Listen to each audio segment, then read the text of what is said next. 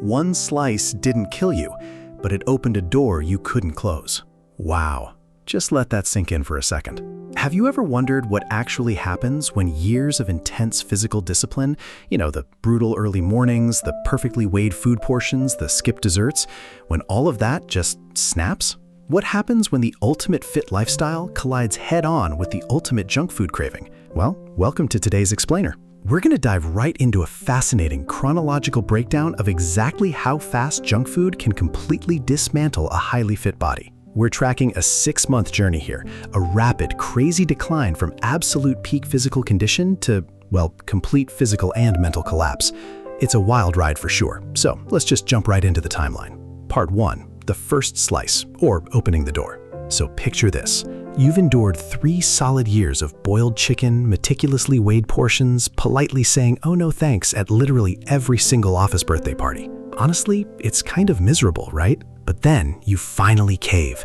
You take just 1 bite of extra cheese pizza. And according to the source material, this moment is so unbelievably euphoric that your eyes actually water. That single beautiful slice instantly wipes out the belief that clean eating was worth all the suffering. I mean, the visceral, immediate gratification just completely overpowers years of brutal discipline in a fraction of a second. You tell yourself, hey, it's just 30 days of junk food, maybe 60.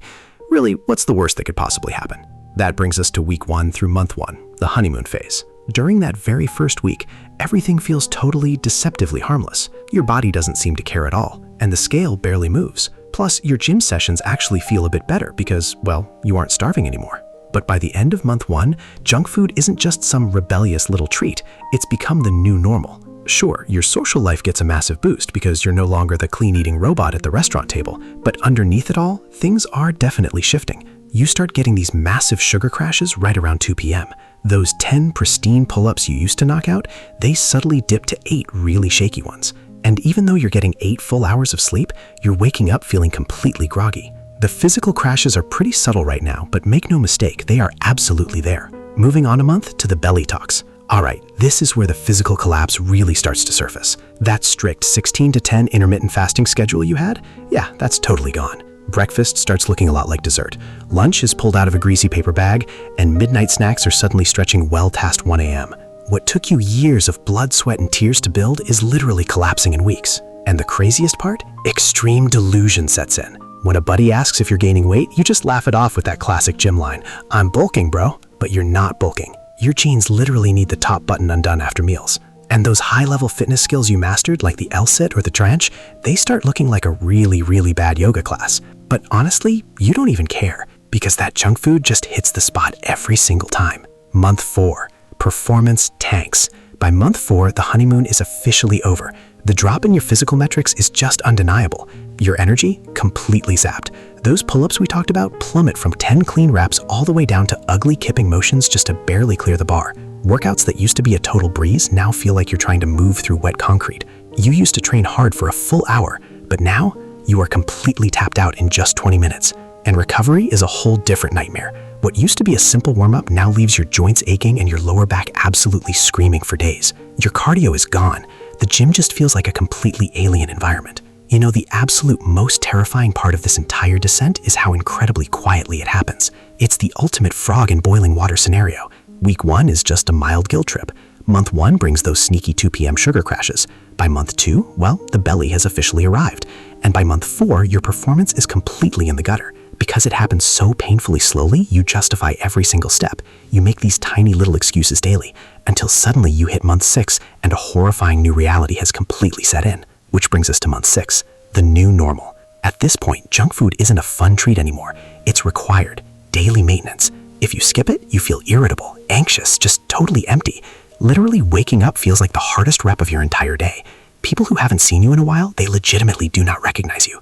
And to really illustrate how far the physical form has deteriorated, the source introduces a revolutionary new technique. They call it the hands-free planche. This is basically when your belly has grown so thick that it touches the ground first, practically propping your whole body up parallel to the floor. Half a year of fun and the old fit you is completely 100% gone. But why on earth does this happen so incredibly fast? Well, it essentially comes down to chemical hijacking. Ultra-processed foods are literally engineered in labs to bypass your body's natural stopping points. They cause these massive spikes in inflammation, completely scramble up your hunger hormones, and drastically accelerate fat gain. And here's the kicker. This happens even if you're eating the exact same amount of calories as you were during your strict clean eating days. Your body isn't just dealing with extra energy, it's fighting a constant, exhausting state of chemical confusion, which explains exactly why your joints ache so much and why those clothes suddenly feel impossibly tight. Part 2. How to bounce back and closing the door. Okay, before we get into strategy, we need a massive reality check here. Having a slice of pizza at a party or eating ice cream on a random Tuesday, that is perfectly fine. The real danger is when just this once turns into 6 straight months of it being your permanent default. So how do you actually recover without completely crushing your ego the second you step back into the gym? Well, the source's recommended rebound strategy centers heavily around chump roping. It's a great way to rebuild cardio quietly. They specifically suggest tools like the cross rope system. It offers weighted ropes to really force you to find your rhythm, a ropeless option so you aren't annoying the heck out of your downstairs neighbors, and an app with structured workouts so you aren't just jumping around aimlessly. The beauty of this is that getting back on track doesn't have to be some massive, overwhelming mountain to climb. The method is incredibly low barrier. Step 1, get a rope. Step 2, find a tiny patch of floor space. Step 3, just give it 10 minutes a day. Honestly, that is all it takes to start pulling yourself out of a 6-month rut and getting back into a healthy routine. It's really all about consistency over intensity. So all of this leaves us with the ultimate question. Was it actually worth it? Was giving up years of grueling, dedicated hard work for the temporary high of junk food truly worth it? Think about it. The taste of that food fades in literal seconds. It's a fleeting moment of joy. But the physical decay, the joint pain, the mental fog, that takes months, sometimes even years to fully undo. The scale of time there is just wildly unbalanced. And that brings us to our final takeaway. Junk food always collects its debt. Always. But the good news is, you can stop paying interest today. You can open that door, enjoy a treat, and then walk right back out. Just don't move in. Take back control of your fitness. Start with your 10 minutes today, and stop paying that interest. So, are you ready to close the door? Thanks for joining me on this explainer, and I'll catch you next time.